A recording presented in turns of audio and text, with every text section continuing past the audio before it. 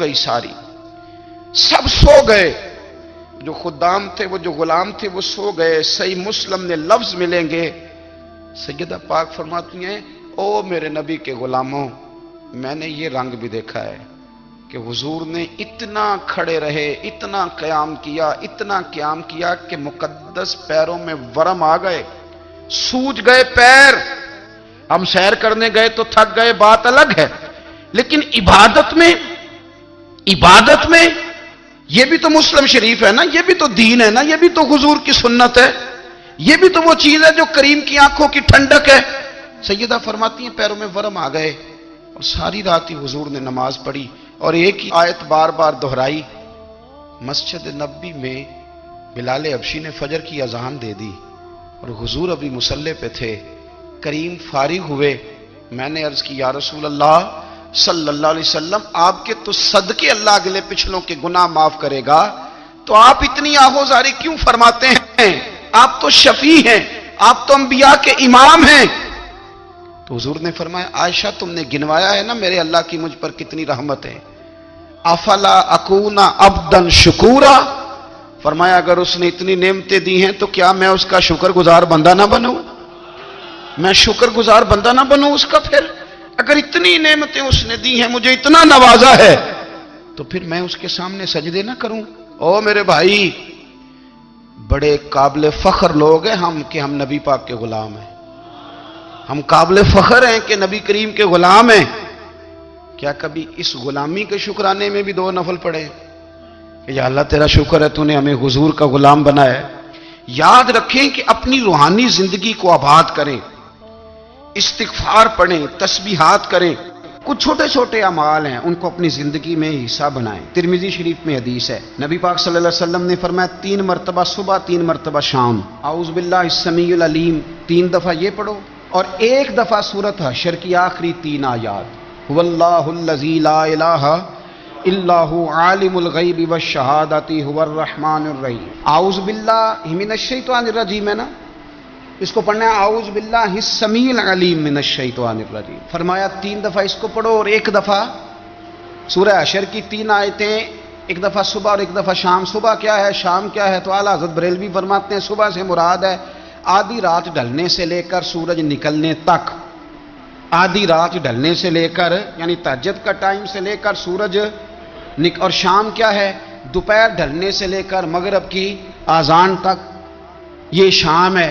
اب سن لیں، یہ ترمذی کی حدیث ہے سیاستہ کی، نبی پاک نے فرمایا جس نے 3 مرتبہ اعوذ باللہ پڑھی اور 1 بار سورہ حشر کی آخری 3 آیتیں پڑھی، 1 دفعہ صبح پڑھے، 1 دفعہ شام پڑھے، نبی کریم علیہ السلام فرماتے ہیں اگر صبح پڑھے گا تو 70,000 فرشتے شام تک، اور اگر شام کو پڑھے گا تو 70,000 فرشتے صبح تک پڑھنے والے بندے کی مغفرت کی دعا مانگتے رہیں گے۔ چلے میں تو اس بات پہ بھی بڑا راضی ہوں کہ پہلی دفعہ اہل سنت میں ایسا ہو رہا ہے کہ وظیفہ ملنے پر لوگ نعرے لگا رہے ہیں، ورنہ وظیفہ بتائیں تو کہنے ابھی پڑھیں گے پر کوئی تویز بھی لکھ چھڑو مارا گیا۔ ایک صاحب آئے مجھے کہنے لگے جی برکت کوئی نہیں، غربت بڑی ہے۔ میں نے کہا سورۃ واقعہ پڑھا کر، کہتے پیر صاحب تھوڑی تکلیف کرو کو میں نے تویز بھی کر دیو۔ میں نے اسے کہا خدا کے بندے میں تویز دوں گا پتہ نہیں کام بنے گا نہیں بنے گا، سورۃ واقعہ پڑھ، یہ وہ تویز ہے جو مدینے والے رسول نے عطا فرمایا ہے کہ سورۃ واقعہ پڑھو تمہیں کبھی فاقہ نہیں آئے گا۔ تو وظائف پڑھیں، عبادات کریں، تیاری کریں، کچھ نیک اعمال بچائیں ایسے جن کا ہمیں پتہ ہو، جو ہمارے رب کو پتہ ہو۔ حضرت عبداللہ ابن عمر رضی اللہ تعالیٰ عنہ حضرت عمر کے صاحبزادے، مکہ مکرمہ میں ان کی قبر ہے۔ میں نے جب انہیں پڑھا تو مجھے ان سے بڑا پیار ہو گیا، لیکن آپ کو پتہ ہے وہاں جا کے کسی شخص کا مزار تلاش کرنا یا پوچھنا ایک مشکل کام ہوتا ہے۔ تو ایک دفعہ میں مکہ شریف میں حاضر تھا، تو ایک گاڑی والا ڈرائیور مجھے کہنے لگا کہ مولانا میں آپ کو جانتا ہوں، مجھے آپ سے محبت ہے، ایک بات بتاؤں آپ کو؟ میں نے کہا بتاؤ۔ کہنے لگے حضرت عبداللہ ابن عمر کی قبر دیکھنی ہے۔ میں نے کہا یہ تو نہیں کہہ رہا، یہ کسی نے بندوبست کرایا ہے، یہ اللہ نے تیرے دل میں بات ڈالی ہے، یہ ہو گیا تو لے چل مجھے۔ حضرت عبداللہ ابن عمر کو نبی پاک نے فرمایا تھا راجل صالح، یہ نیک بندہ ہے، یہ متقی آدمی۔ حضرت عبداللہ ابن عمر رضی اللہ تعالیٰ عنہ سیدنا فاروق اعظم رضی اللہ تعالیٰ عنہ کے صاحبزادے ہیں، اور ان کی ہمشیرہ سیدہ حفصہ رضی اللہ تعالیٰ عنہ حضور کی زوجہ محترمہ ہے۔ ایک دن اپنی ہمشیرہ سے کہنے لگے کہ نبی کریم صلی اللہ تعالیٰ علیہ وسلم گھر میں آئے نا، اور اگر حضور غم امت میں پریشان نہ ہوں، طبیعت کو حشاش بشاش دیکھو، تو ذرا پوچھنا تو صحیح حضور کا میرے بارے میں کیا خیال ہے، پوچھنا تو صحیح کہ کریم کی بارگاہ میں میرا کیا مقام ہے، میرے بارے میں حضور کیا فرماتے ہیں۔ اب بہن کو کام بتائے، اور بتائے بھی بھائی، اور پھر بہن وہ کام نہ کرے، یہ تاریخ میں ہوتا نہیں۔ حضرت عمر فاروق رضی اللہ تعالیٰ عنہ کی صاحبزادی ام المومنین رضی اللہ تعالیٰ عنہ فرماتی ہیں کہ میں تو بس منتظر تھی، انہوں نے تو کہا تھا نا کہ اگر تم حشاش بشاش دیکھو تو بات کرنا، لیکن حضور تشریف لائے، میری باری تھی، میرے گھر تشریف لائے، کھانا پیش کیا تو فوراً میں نے عرض کی حضور ایک بات پوچھنی تھی، تو حضور نے فرمایا پوچھئے۔ میں نے عرض کی حضور میرے بھائی عبداللہ ابن عمر کے بارے میں آپ کا کیا خیال ہے؟ نوجوانوں میری بات پہ غور کرنا، میرے بھائی کے بارے میں آپ کا کیا خیال ہے؟ تو نبی کریم صلی اللہ تعالیٰ علیہ وآلہ وسلم نے میری طرف دیکھا، اور پھر حضور زیر لب تھوڑا مسکرائے، اور بریلی کے امام کہتے ہیں کہ حضور مسکرا دیتے تھے نا تو جو بڑا دکھی ہوتا تھا وہ بھی ہنس پڑتا تھا۔ اب سوال پیدا ہوتا تھا کہ پھر تو اس مسکراہٹ کے لیے انتظار کرنا پڑتا ہوگا کئی مہینے کہ حضور مسکرائیں تو رونے والے ہنسیں، تو اعلیٰ حضرت فرماتے نہیں، انتظار نہیں کرنا پڑتا، یہ مسکراتے رہنا تو حضور کی عادت ہے۔ جس کی تسکین سے روتے ہوئے ہنس پڑے، اس تبسم کی عادت پہ لاکھوں سلام۔ یعنی یہ تو عادت ہے حضور کی مسکراتے رہنا، اس کے لیے انتظار نہیں کرنا پڑتا۔ بھائیو آپ خیال رکھیں گے، غور کریں گے، حضرت عبداللہ ابن عمر رضی اللہ تعالیٰ عنہ کے بارے میں پوچھا تو سیدہ فرماتی ہیں کہ نبی کریم صلی اللہ تعالیٰ علیہ وسلم نہ زیر لب مسکرائے اور فرمایا حفصہ تیرا بھائی ہے تو اچھا، لیکن میں نے سنا ہے کہ عشاء کی نماز پڑھتا ہے تو فجر تک سویا ہی رہتا ہے۔ او نوجوانوں، 10 بجے تک سونے کی بات نہیں ہوئی، 9 بجے تک سونے کی بات نہیں ہوئی، 11 بجے اٹھنے کی بات نہیں۔ حضور فرمانے لگے میں نے سنا ہے کہ عشاء کی نماز پڑھ کے سو جاتا ہے اور فجر تک سویا ہی رہتا ہے، اسے چاہیے کہ تہجد کے وقت اٹھا کرے، اللہ کی بارگاہ میں حاضر ہوا کرے، آہوزاری کرے، سجدے کرے، عبادت کرے، اٹھتا ہے اور فجر میں جا کے اٹھتا ہے۔ حضرت جناب حفصہ رضی اللہ تعالیٰ عنہ کہتی ہے میں نے جناب عبداللہ ابن عمر کو پیغام دیا اور میں نے کہا میرے جوان بھائی سن، نبی پاک نے فرمایا ہے تو اچھا پر تہجد میں نہیں اٹھتا، نفل نہیں پڑھتا۔ او میری ملت کے جوانوں، مزہ نہیں آ جاتا جب ساری دنیا سوئی ہو، ساری دنیا، اور بستر بھی گرم ہو اور نیند بھی پورا غلبہ کر رہی ہو، اور اچانک گھنٹی بجے دماغ میں، آنکھ کھلے، گھڑی پہ نظر پڑے، 3:30 4 بجے کا پیغام گھڑی بتائے، اور کوئی چڑھتی جوانی والا اٹھ کے وضو کرے، اور جب وہ مصلی کھول کے بچھائے تو مدینے والے محبوب کہتے ہیں کہ ہر نماز پہ رب ثواب دیتا ہے، اور جو اٹھ کے تہجد کی نماز پڑھے اسے دیکھ کے تو رب مسکراتا ہے، جو اس کی شان کے لائق ہے، جو اس کی شان کے لائق، وہ مسکراتا ہے، خوش ہوتا ہے کہ میرا بندہ تہجد میں اٹھ گیا، وہ مسکراتا ہے۔ کاش ہماری صبحیں کبھی اپنے مالک کے نام ہو جائیں، کاش کہ صبح حضرت ابو الحسن رحمۃ اللہ تعالی علیہ حضرت معاذ ابن جبل رضی اللہ تعالیٰ عنہ کے پاس بیٹھا کرتے تھے، فرماتے ہیں ان سے جو پیار بڑھا تو پھر میرا مصلی سے بھی بڑھ گیا۔ تابعی ہیں، فرماتے ہیں صحابی رسول سے محبت ہوئی تو ذکر سے بھی ہو گئی، پھر درود شریف سے بھی ہو گئی، محبت ان سے بڑھی تو پھر اللہ نے مسجد کا پیار بھی بڑھا دیا۔ آپ فرماتے ہیں کہ میری ہر وقت طبیعت چاہتی تھی کہ بس اللہ اللہ کروں، بس اللہ اللہ کروں، بس نہ میں ذرا تھوڑی جان چھڑاؤں لوگوں سے، کو 10 منٹ ملے تو میں کو 4 نفل پڑھ لوں، میں تھوڑا سا نہ بچوں لوگوں سے، اور مجھے تسبیح ملے تو میں نہ کچھ 400-500 دفعہ استغفار پڑھوں، سبحان اللہ، الحمدللہ، اللہ اکبر، لا حول ولا قوت الا باللہ، میں نہ تسبیحات پڑھوں۔ فرماتے ہیں کہ بچے تھے گھر میں 6-7، غربت تھی، کام ملتا کوئی نہیں تھا، اور میں کام چور نہیں تھا، کام ڈھونڈتا تھا، پر اللہ کی قدرت کے کام نہیں ملتا تھا۔ فرماتے ہیں کہ میں نے ایک دن اپنی اہلیہ سے کہا کہ آج میں پھر جاتا ہوں کام ڈھونڈنے، تو میری بیوی بڑی فرما بردار تھی، پر اس دن نہ غربت کے ہاتھوں تنگ آ کے کہنے لگی، آج نانا کوئی تو چیز لے کے آیا، تو مجھ سے بچوں کی بھوک نہیں دیکھی جاتی، یہ سب روگاں دا روگ محمد جس دا نام غریبی، کنڈ بلا کے لنگ جاندے نہیں دوست یار قریبی، آج نہ کچھ لے کے آیا تو میں بچے لے کے چلی جاؤں گی۔ شیخ فرماتے ہیں کہ میں بڑا پریشان گھر سے نکلا، پر میں نے صبح سے لے کے زور تک کام ڈھونڈا، کام ملا کوئی نہیں۔ تو میرے دل میں خیال آیا، چلو کام نہیں ملتا تو اللہ اللہ تو کرے نا، چلو بندوں کی مزدوری نہیں ملتی تو رب کریم کی عبادت ہی کرتے ہیں۔ فرماتے ہیں کہ میں نے نا فرات کے پانی سے وضو کیا، نہر کے، شدید دھوپ تھی، ساتھ ریت تھی اور ریت تپ رہی تھی، میں نے اپنا رومال وہیں مصلی کے طور پر بچھا لیا، اور فرماتے ہیں کہ زور سے لے کر عصر تک نماز پڑھی، دھوپ بھی پورے زور پہ، پر میرے سجدے کا ذوق بھی پورے زور پہ۔ فرماتے ہیں سورج بھی چمک رہا ہے اور رب کی عبادت کا ذوق بھی پورے زور پہ، میں سجدہ کروں تو پھر میرا اٹھانے کو جی نہ چاہے۔ میرے استاد لکھا کرتے تھے، یہ ان کا شعر ہے، وہ کہا کرتے تھے، مجھے سوز دے، مجھے ساز دے، اور مجھے نیم شب کا نیاز دے، دم سجدہ خود کو میں توڑ دوں، مجھے ایسا ذوق نماز دے، اور میں تیری بہار کا پھول ہوں، میں کھلا بھی ہوں تو تیرے لیے، مجھے میری شاخ سے توڑ لے، مجھے اپنی زلف کا ناز دے۔ بھائی فرماتے ہیں کہ عصر تک میں نے نفل پڑھے، دل ڈھلنے لگا، عصر کی نماز پڑھی اور میں وہاں سے چلا۔ اب میں جب نکلنے لگا تو دل میں خیال آیا کہ چھوٹی چھوٹی دیواریں ہیں گھر کی، بغیر کچھ لیے جاؤں گا تو بیوی دور سے دیکھے گی تو شور کرے گی کہ پھر خالی ہاتھ آ گیا ہے۔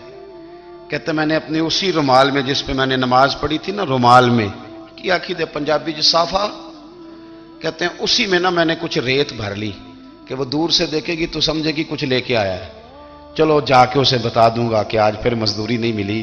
کہتے ہیں وہ ریت لے کر جب میں گھر میں گیا تو پہلے بیوی دروازے پہ کھڑی ہوتی تھی، پوچھتی تھی خالی ہاتھ آ گئے ہو؟ آج میں نے دیکھا تو ہے ہی کوئی نہیں۔ فرماتے ہیں میں اندر داخل ہوا، سلام لیے، کونے میں میں نے وہ رومال رکھ دیا اور میں نے آواز دی کہ بھلی مانس کہاں ہو؟ تو وہ کہنے لگی آپ منہ ہاتھ دھو لیں، میں روٹی لے کے آئی۔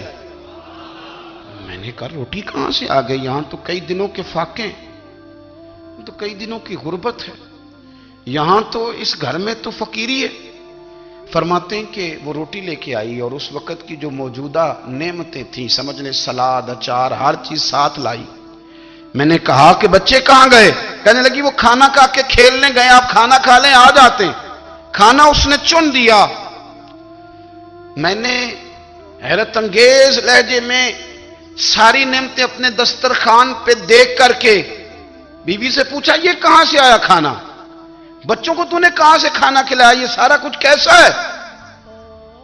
تو کہنے لگی پتہ نہیں آج آپ کس کریم کی مزدوری کرنے چلے گئے تھے، پتہ نہیں کس کریم کی، میرے گھر میں تو اتنی نعمتیں آئی ہیں کہ مجھ سے سنبھالی نہیں جا رہی، اتنا اناج ہے، اتنا گندم ہے، کس کریم کے دروازے آج چلے گئے تھے؟ یہ کہتے کہتے وہ اٹھی اور اٹھ کر کے کہنے لگی پہلے بڑا کچھ آیا تھا، اب کیا لے آئے ہو؟ اور جا کر کے نا اس نے وہ ریت والا رومال کھولا، کہنے لگے میں تو لے کے آیا تھا ریت، تو میرے رب نے اسے بھی سونے اور ہیرے بنا دیا تھا۔ جب آپ کی توجہ اللہ کی جانب، میرے نبی پاک صلی اللہ تعالی علیہ وسلم نے فرمایا ہر چیز اپنے رب سے مانگ، ہر چیز مانگ، ہر چیز مانگ۔ یا رسول اللہ کیا کچھ؟ میرے محبوب نے فرمایا تیرے گھر میں نمک بھی ختم ہو جائے تو وہ بھی اپنے رب سے مانگا کر، تو مانگنا وہ تجھے دے گا، تو اس کی بارگاہ میں کشکول طلب دراز تو کرنا۔ اور ترمذی شریف میں عجیب لفظ ہیں، رسول کائنات نے فرمایا، رب کریم فرماتے جب میرا بندہ ہاتھ اٹھاتا ہے نا تو مجھے حیا آتی ہے کہ میں خالی کیسے لوٹا دوں اس کے۔ اتنے بڑے بادشاہ کی بارگاہ میں، او بھائی لوگوں سے عزتیں تلاش کرتے ہو تو وہ کیا تمہیں عزت دیں گے؟ وہ تو کل اچھا کہتے ہیں پرسوں برا کہنے لگ جاتے ہیں۔ لوگوں کے سامنے گڈ بک میں آنا چاہو گے تو وہ تو سویرے تمہارے بارے میں کچھ کہیں گے، شام کچھ اور کہیں گے۔ اپنی روحانی زندگی آباد کریں، اپنے مسلح کو وقت دیں، اور دنیا سے چھپ کر اس موبائل کو بند کر کے اور اپنے آپ سے بھی چھپ کے اور تنہا ہو کے چھپا کے سارا کچھ اپنے آنسو اپنے رب کی بارگاہ میں پیش کریں، اس کے حضور حاضری دیں۔ سنو نا ترمذی کی حدیث، اور اسے یاد رکھنا، نبی پاک علیہ السلام نے فرمایا اپنے دکھ لوگوں کے سامنے نہ بیان کرنا، سیٹھوں نوابوں کو نہ بتاتے پھرنا، دنیا داروں کے سامنے جا کے نہ رونا کہ میں تکلیف میں ہوں۔ فرمایا اگر دنیا داروں کو دکھ بتاؤ گے رب تمہیں کبھی غنی نہیں کرے گا۔ اور لوگ ہیں کہ الٹا مذاق اڑائیں گے، آپ کی جس سے بڑی پکی یاری ہے نا، پکی، وہ تب تک پکی ہے جب تک آپ نے 50,000 مانگا نہیں، اور جس وقت آپ نے کہہ دیا کہ میں مجبور ہوں میری مدد کر، تو پھر ختم ہو گئی دوستی۔ لوگوں کی تعلقات آپ کے ساتھ تب تک ہیں جب تک آپ ان سے کوئی ضرورت وابستہ نہیں کرتے۔ کریم محبوب فرمانے لگے بندوں کے سامنے دکھ نہ بیان کرنا، اللہ تجھے کبھی غنی نہیں کرے گا۔ تو اپنے دکھ اپنے رب کو بتا، تو دعائیں مانگ، تو اس کی بارگاہ میں حاضر ہو، تو اس کے حضور عرض کر۔ فرمایا اپنے دکھ اپنے رب کو بتا، وہ جلدی کرے یا دیر سے کرے تجھے ساری دنیا سے بے نیاز کر دے گا، تجھے کسی کا محتاج نہیں رہنے دے گا۔ اپنے مسلح کو، اپنی دعاؤں، ایک بزرگ فرماتے ہیں میں نے دعا مانگنے کا طریقہ اپنی بیوی سے سیکھا۔ دعا مانگنے کا طریقہ اپنی، سیکھنے والے تو اپنے بچوں سے بھی سیکھ لیتے ہیں، سیکھنے والے تو ہر ایک سے سیکھتے ہیں۔ وہ کہتے ہیں میں نے دعا مانگنے کا سلیقہ اپنی بیوی سے سیکھا ہے۔ حضرت وہ کس طرح؟ فرمانے لگے میری بیوی نے نا مجھے کوئی کام بتایا، کچھ پیسوں کی ضرورت کے لیے کہا، تو میں نے اسے کہا کہ بھئی ابھی میرے پاس نہیں ہے، کچھ دنوں میں آتے ہیں تو میں دے دوں گا۔ عورتوں کی عادت ہوتی ہے وہ بار بار یاد کراتی ہیں، 2-4 دنوں کے بعد پھر اس نے کہا حضرت وہ میں نے کہا تھا کچھ پیسے، میں نے اسے کہا کہ ابھی میرے پاس نہیں ہے، کچھ دنوں میں ملتے ہیں تو میں تمہیں دے دوں گا۔ اس نے کچھ دنوں کے بعد پھر کہا حضور وہ میں نے کچھ پیسے کہے تھے۔ فرماتے میں نے ڈانٹ دیا، میں نے کہا کہ کیا تو روز مجھے شرمندہ کرتی ہے، کہا نا میرے پاس نہیں ہے، ہوں گے تو دے دوں گا، تو روز یاد کراتی ہے۔ فرماتے ہیں اس نے پہلے تو میری ڈانٹ کو سہا، پھر میرے سخت جملوں نے اس کی آنکھوں میں آنسو پیدا کر دیے، پھر اس نے اپنے آنچل میں اپنے اس دکھ کو سمیٹا، اور پھر اس نے ایک جملہ کہا تو میں رو پڑا، اور مجھے اپنے رب سے مانگنے کا طریقہ آ گیا۔ مجھے کہنے لگی حضرت جی آپ نے ڈانٹ دیا، میں نے سہ لیا، پر آپ ہی میرے شوہر ہیں، بتائیں نا آپ سے نہ کہوں تو میں کس سے جا کے کہوں۔ فرماتے ہیں میں رو پڑا، اور میں کھل کے رویا، اور میں تڑپ کے رویا، اور پھر میری سسکیاں بند گئیں۔ تو مجھے کہنے لگی آپ کو کیا ہوا؟ میں نے کہا مجھے بھی دعا مانگنی آ گئی ہے، جب میں اسے کہوں گا نا اللہ تو ہی میرا رب ہے، میں تجھ سے نہ کہوں تو میں کس سے جا کے کہوں؟ میں کیوں کسی بندے سے سوال کروں؟ میں کیوں کسی دنیا دار سے کہوں؟ میں تیرے بندوں کا، نیک بندوں کا وسیلہ لے کے، تیرے محبوب کی غلامی لے کے تیری بارگاہ میں آیا، تجھ سے نہ مانگوں تو کس سے مانگوں؟ سمجھ آ گئی ہے جب میں اس رنگ میں مانگوں گا تو پھر رب میرے اوپر بڑا ہی فضل فرمائے گا، وہ میرے اوپر بڑی رحمت کرے گا، وہ میرے لیے آسانیاں کرے۔ عزیز دوستو ہم اس طرح کرنے لگ گئے ہیں کہ ہم نے نا اپنے تعلقات پر اعتماد کرنا شروع کر دیا ہے۔ میرے تعلقات بہت ہیں، ہم نے اپنی دولت پر اعتماد کرنا شروع کر دیا ہے، میرے پاس دولت بہت ہے۔ ہم نے اپنے علم پر، اپنی شہرت پر اعتماد کرنا شروع کر دیا ہے کہ میرے پاس فلاں چیز بہت ہے۔ یاد رکھنا جب بے نیاز اپنی صفت بے نیازی دکھاتا ہے تو بڑی بڑی دولتوں والے مجبور نظر آتے ہیں۔ بھائیو جب انسان کا رشتہ اپنے مالک کے ساتھ ہوتا ہے پھر تو غم بھی کچھ نہیں کہتے، پریشانیاں بھی کچھ نہیں کہتی، پھر تو زندگی صبر والی، پھر تو زندگی توکل والی، پھر تو زندگی بھروسے والی، پھر انسان اپنے آپ کو رسوا نہیں کرتا، دنیا داروں سے امیدیں اس کی ختم ہو جاتی، امیدیں اللہ رسول سے لگا لیتا ہے، مضبوط ہو جاتا ہے، مضبوط، طاقتور ہو جاتا ہے، خوددار ہو جاتا ہے، باوقار باعزت ہو جاتا ہے۔ حضرت بہلول دانا رحمت اللہ علیہ بیٹھے تھے تو ہارون رشید حج کر کے آ رہا تھا، تو رستے میں حضرت شیخ سے ملاقات ہو گئی، تو السلام علیکم کے بعد کہنے لگا حضور کوئی حکم ہو تو بتائیے گا۔ تو حضرت بہلول دانا فرمانے لگے تیرا رب کون ہے؟ اس نے کہا اللہ۔ تو فرمایا میرا کون ہے؟ کہا اللہ۔ فرمانے لگے تو بڑا ہی بیوقوف ہے، کیا تو یہ سمجھتا ہے کہ رب ہارون رشید کو تو دے گا اور بہلول دانا کو بھول جائے گا؟ تیرا بھی وہی رب ہے، میرا بھی وہی رب ہے، اس نے اگر تجھے دے کے آزمایا ہے تو ہو سکتا ہے مجھے نہ دے کے آزما رہا ہو۔ جب اس کی حکمت کے تقاضے ہوں گے تو عطا کرے گا اور دے گا، تو جا اپنا کام کر۔ بھائی اپنی روحانی زندگی، اپنی عبادات، اپنے وظائف